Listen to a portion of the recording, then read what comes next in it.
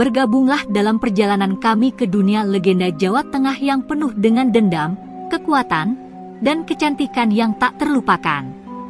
Saksikanlah kisah epik tentang Roro Jonggrang dan Candi Prambanan, di mana seorang putri raja membalaskan dendamnya terhadap seorang pangeran perkasa, menghasilkan sebuah monumen yang mempesona dari generasi ke generasi.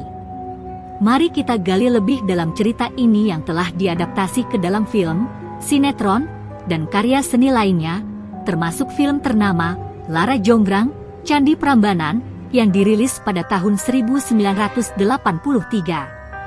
Dan jangan lewatkan pesan moral yang tersembunyi di balik intrik cerita ini, yang mengajarkan tentang keserakahan, kehendak, dan pentingnya menjaga kejujuran dan janji. Cerita rakyat Jawa Tengah, Roro Jonggrang dan Candi Prambanan. Kisah dendam putri raja terhadap pangeran perkasa dari kerajaan lain yang menghasilkan sebuah monumen lintas generasi. Candi Prambanan merupakan fondasi dari cerita Roro Jonggrang. Berasal dari Jawa Tengah, hingga hari ini, Roro Jonggrang masih sering disebut-sebut. Biasanya dalam konteks dari pekerjaan yang harus diselesaikan dalam waktu singkat atau sendirian. Popularitas cerita ini turut tercermin lewat adaptasinya ke dalam bentuk film, sinetron, dan film pendek. Salah satu yang cukup ternama adalah film Lara Jonggrang, Candi Prambanan, yang rilis pada tahun 1983 dan diperankan oleh Minati Atmanagara. Cerita rakyat Roro Jonggrang. Cerita rakyat Jawa Tengah, Roro Jonggrang dan Candi Prambanan. Kisah dendam putri raja terhadap pangeran perkasa dari kerajaan lain yang menghasilkan sebuah monumen lintas generasi. Kesenian. Tagar Jawa Tengah, kesenian, cerita rakyat, Roro Jonggrang, Candi Prambanan. Artikel terbaru. Pesan moral dalam tari Petake Gerinjing. Pustaka Indonesia. Pesan moral dalam tari Petake Gerinjing. Gunungan, hasil bumi si pembawa berkah. Pustaka Indonesia. Gunungan, hasil bumi si pembawa berkah. Menengok kehidupan suku Bajo di Pulau Papan. Pustaka Indonesia. Menengok kehidupan suku Bajo di Pulau Papan. Menikmati perpaduan budaya di sepiring mie bancir. Pustaka Indonesia. Menikmati perpaduan budaya di sepiring mie bancir. Candi Prambanan merupakan fondasi dari cerita Roro Jonggrang. Berasal dari Jawa Tengah, hingga hari ini, Roro Jonggrang masih sering disebut-sebut. Biasanya dalam konteks dari pekerjaan yang harus diselesaikan dalam waktu singkat atau sendirian. Popularitas cerita ini turut tercermin lewat adaptasinya ke dalam bentuk film, sinetron, dan film pendek. Salah satu yang cukup ternama adalah film Lara Jonggrang, Candi Prambanan, yang rilis pada tahun 1983 dan diperankan oleh Minati Atmanagara. Hari ini, selain Candi Roro Jonggrang yang berada di sisi utara, juga ada 9 candi lain di kompleks Candi Prambanan. Ke-9 candi itu adalah Candi Siwa, Candi Brahma, Candi Wisnu, Candi Garuda, Candi Nandi, Candi Angsa, Candi Apit, Candi Patok, dan Candi Perwara. Ada beberapa peran dalam kisah Roro Jonggrang yang memiliki andil besar. Pertama, Roro Jonggrang yang merupakan putri kesayangan dari seorang pemimpin raksasa yang arogan dan serakah, Prabu Boko. Meski sopan dan berwajah cantik seperti bidadari, Roro Jonggrang mengingkari janjinya dengan cara yang licik. Roro Jonggrang yang merupakan putri kesayangan dari seorang pemimpin raksasa yang arogan dan serakah, Prabu Boko. Kemudian ada Bandung Bondowoso, putra dari Raja Prabu Damarmoyo.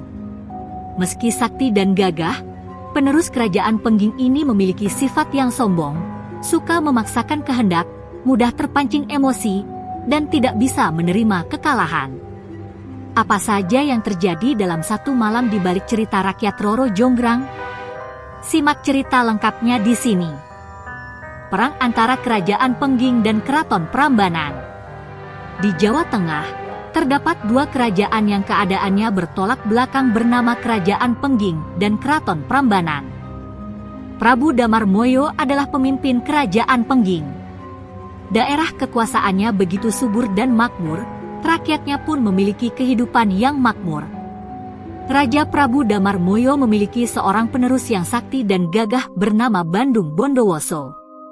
Raja Prabu Damarmoyo memiliki seorang penerus yang sakti dan gagah bernama Bandung Bondowoso. Sedangkan keraton Prambanan yang kering dan tandus dipimpin oleh seorang raksasa bernama Prabu Boko. Pemimpin yang satu ini terkenal arogan dan serakah. Meski begitu, Prabu Boko dikaruniai seorang putri cantik seperti bidadari bernama Roro Jonggrang. Karena sifatnya yang serakah, Prabu Boko mempunyai keinginan untuk memperluas daerah kekuasaannya. Ia pun memutuskan untuk berperang dengan kerajaan Pengging. Prabu Boko mempersiapkan para pemuda di kerajaannya untuk menjadi prajurit. Pemerasan terhadap rakyatnya sendiri pun dilakukan. Dengan persiapan yang matang, akhirnya tiba hari di mana Prabu Boko menyerang kerajaan Pengging dan mengusik ketentraman rakyatnya. Perang lalu terjadi, menjatuhkan banyak korban, dan membuat rakyat dari kedua kerajaan menderita dan kelaparan. Kecantikan Roro Jonggrang. Melihat keadaan begitu memprihatinkan, Prabu Damarmoyo mengutus anaknya sendiri untuk maju ke medan perang dan melawan Prabu Boko. Pertempuran sengit terjadi di antara Prabu Boko dan Bandung Bondowoso, yang sama-sama sakti. Peperangan itu berujung dengan kematian Prabu Boko. Tidak butuh waktu lama untuk pasukan kerajaan Pengging yang dipimpin oleh Bandung Bondowoso mengepung keraton Prambanan. Di waktu yang bersamaan, kabar duka kematian ayahnya pun sampai di telinga Roro Jonggrang. Setibanya di keraton Prambanan, Bandung Bondowoso melihat Roro Jonggrang. Dengan cepat, Bandung Bondowoso terpesona pada kecantikannya. Dengan cepat, Bandung Bondowoso terpesona pada kecantikannya. Syarat menikahi Roro Jonggrang. Sudah jatuh hati, muncul keinginan Bandung Bondowoso untuk memperistri Roro Jonggrang. Meski terkejut mendengar keinginan sang panglima perang, Roro Jonggrang takut untuk berkata tidak kepada pemuda yang telah membunuh ayahnya. Pasalnya, Bandung Bondowoso akan marah besar dan membahayakan seluruh rakyat keraton Prambanan jika permintaannya ditolak. Ide cemerlang pun muncul, Roro Jonggrang akan menyetujui keinginan tersebut jika Bandung Bondowoso mampu memenuhi dua syarat darinya dalam satu malam saja. Syarat pertama yaitu Bandung Bondowoso harus membuat sumur yang dalam bernama Jalatunda. Kedua, ia harus membangun 1000 candi hanya dalam waktu 1 malam. Syarat pertama yaitu Bandung Bondowoso harus membuat sumur yang dalam bernama Jalatunda. Keberhasilan Bandung Bondowoso. Bandung Bondowoso berusaha menyanggupi syarat Roro Jonggrang. Ia menggali tanah yang dalam untuk membangun sumur dan berhasil menyelesaikan dengan cepat. Melihat hal ini, Roro Jonggrang menjadi gelisah karena syarat pertamanya sudah terpenuhi dengan mudah. Semakin gelisah, Roro Jonggrang mendorong Bandung Bondowoso ke dalam sumur lalu melempari bebatuan dan tanah dengan bantuan patih sakti. Tidak sebanding dengan kekuatannya, Bandung Bondowoso berhasil keluar dari dalam sumur dengan rasa geram. Tetapi amarah itu tidak jadi meledak karena rasa cintanya pada Roro Jonggrang.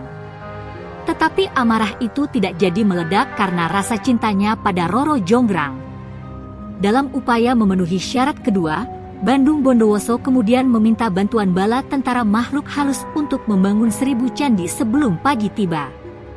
Semua berjalan lancar karena bala tentara ini berhasil membangun 1000 candi dengan cepat. Sebelum pagi tiba, 998 candi sudah terbangun, dan menyisakan 2 candi yang belum selesai. Kegelisahan Roro Jonggrang semakin menjadi, dengan cepat ia pun mencari jalan keluar yang lain. Kelicikan Roro Jonggrang. Ide licik untuk menggagalkan usaha Bandung Bondowoso terbesit dalam pikirannya. Sontak, ia memerintahkan para dayanya untuk menyalakan api obor dan membakar jerami sehingga mengubah warna langit menjadi merah dan membuat ayam jantan berkokok bersahutan menyangka hari sudah pagi. Semua dilakukan demi mengelabui para bala tentara Bandung Bondowoso. Tumbukan padi di lesung pun perlahan terdengar. Para makhluk halus berbondong-bondong pergi meninggalkan pekerjaannya, menyisakan satu candi yang belum selesai dibangun. Menyadari perbuatan Roro Jonggrang yang curang demi menggagalkan usahanya untuk kedua kalinya, Bandung Bondowoso pun tak tinggal diam. Kecantikan Roro Jonggrang tidak lagi mengelabuinya. Bandung Bondowoso kini dipenuhi oleh amarah. Roro Jonggrang menjadi arca batu. Sakit hati, Bandung Bondowoso memperlihatkan kesaktiannya. Ia menunjuk sekaligus mengutuk Roro Jonggrang menjadi sebuah patung yang begitu besar. Dalam sekejap Roro Jonggrang yang cantik seperti bidadari pun berubah menjadi arca batu yang melengkapi candi terakhir. Sakit hati, Bandung Bondowoso memperlihatkan kesaktiannya. Ia menunjuk sekaligus mengutuk Roro Jonggrang menjadi sebuah patung yang begitu besar. Sejak itu, batu raksasa tersebut dikenal sebagai arca Durga yang terletak di dalam ruang candi yang besar. Hingga hari ini, candi tersebut dikenal dengan nama Candi Roro Jonggrang.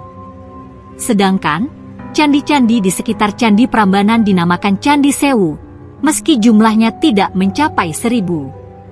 Dalam bahasa Jawa, kata Sewu berarti 1000 pesan moral cerita Roro Jonggrang. Terdapat beberapa pesan moral cerita yang dapat dipetik dari kisah Roro Jonggrang dan Candi Prambanan. Pertama, untuk belajar agar tidak menjadi orang serakah yang dapat merugikan orang banyak dan diri sendiri. Seperti yang dilakukan Roro Jonggrang kepada Bandung Bondowoso sebelum menikahinya. Lalu, sebagai manusia, sebaiknya hindari memaksakan kehendak kepada orang lain. Seperti yang dilakukan Bandung Bondowoso terhadap Roro Jonggrang. Dan yang terakhir, belajarlah untuk selalu menepati janji dan tidak berbuat curang kepada orang lain.